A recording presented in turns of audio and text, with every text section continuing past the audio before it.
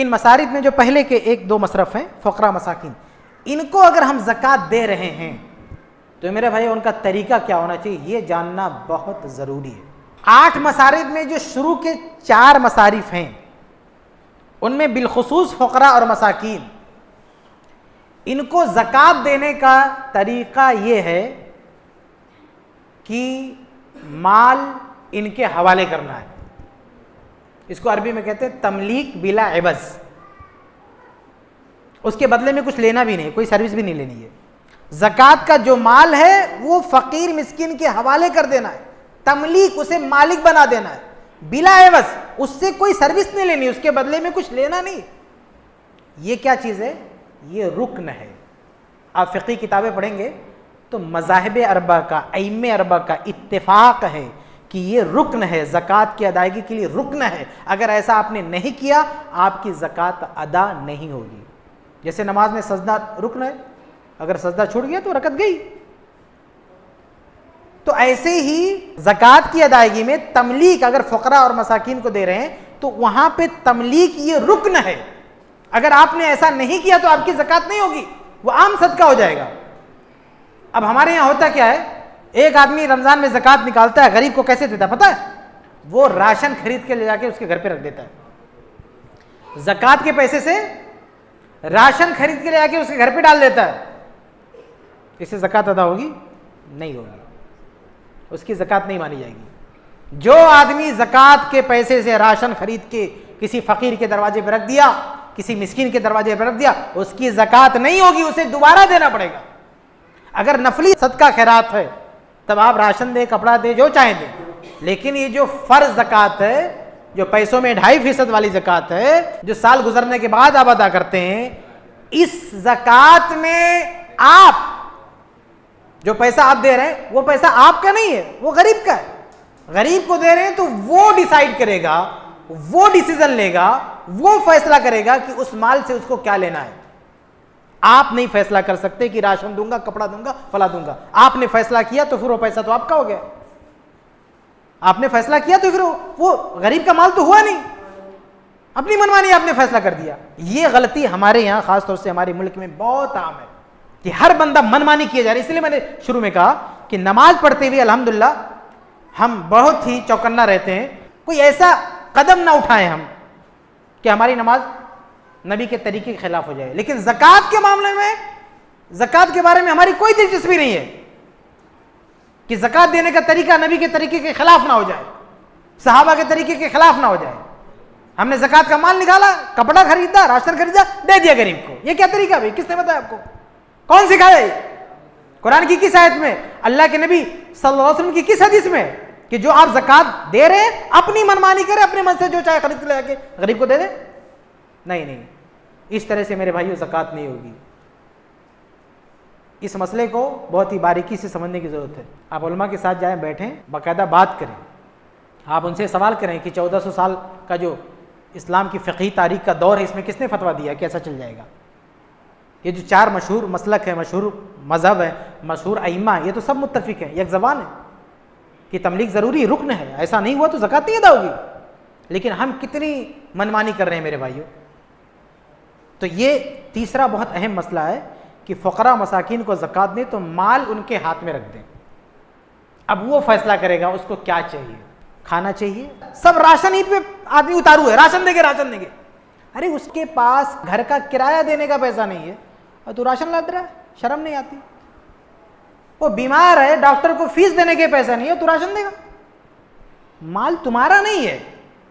زکوٰۃ میں جو آپ نے مال نکالا وہ اگر فقیر کو آپ کو دینا ہے، فقیر کے لیے آپ نے نکال دیا تو اب وہ فقیر کا ہو گیا، مسکین کا ہو گیا، آپ کا نہیں ہے وہ کہ آپ جا کے راشن خرید لو، کپڑا خرید لو، وہ آپ کا مال نہیں ہے، وہ فقراء مساکین کا ہے، وہ فیصلہ کریں گے اس کا کیا لینا ہے۔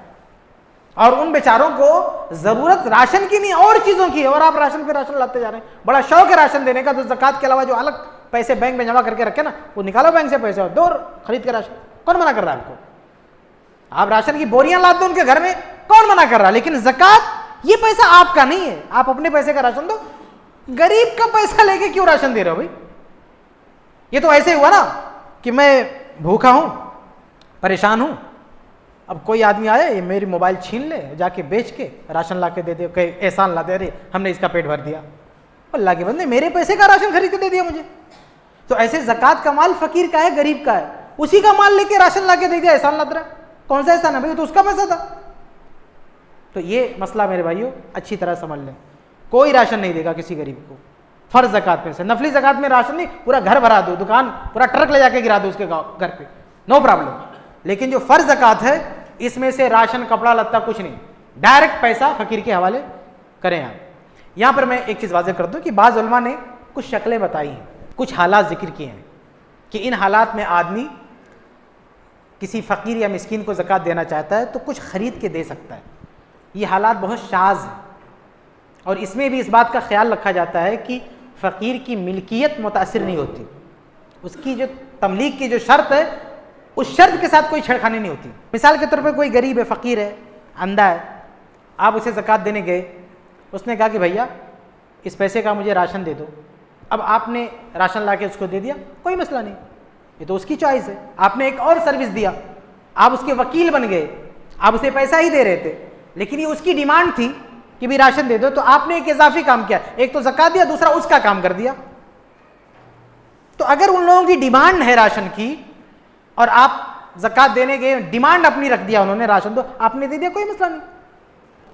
یا انہوں نے اپنی ڈیمانڈ رکھ دی کہ ہم کو کپڑا چاہیے, آپ نے کپڑا دے دیا, کوئی مسئلہ نہیں. اس میں کیا ہوتا ہے, فیصلہ انہی کا ہوتا ہے, فیصلہ ہمارا نہیں ہوتا. تو ایسے اگر حالات ہو, لوگوں کی ڈیمانڈ ہو, لوگوں کا مطالبہ ہو, فقراء مساکین کا مطالبہ ہو, تو آپ دے سکتے ہیں, کوئی مسئلہ نہیں. ایسے ایک اور شکل بعض علماء نے ذکر کی ہے کہ ایک آدمی شرابی ہے, فسادی ہے, گھر کا اغوا ہے.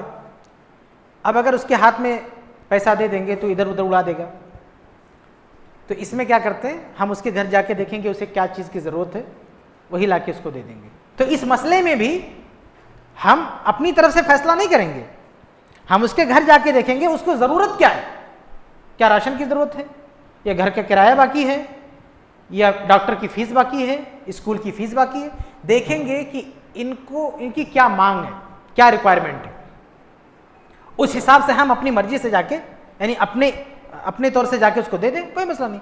یہاں بھی ان کی جو تملیک کی جو شرط ہے, ان کا جو اختیار ہے اپنی مانگ رکھنے کا, وہ اختیار باقی ہے.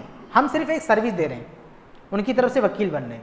ایسی اور بھی مثالیں ہو سکتی ہیں, لیکن ان تمام مثالوں میں جو فقیر مسکین ہے فیصلہ اسی کا ہوتا ہے, مرضی اسی کی ہوتی ہے.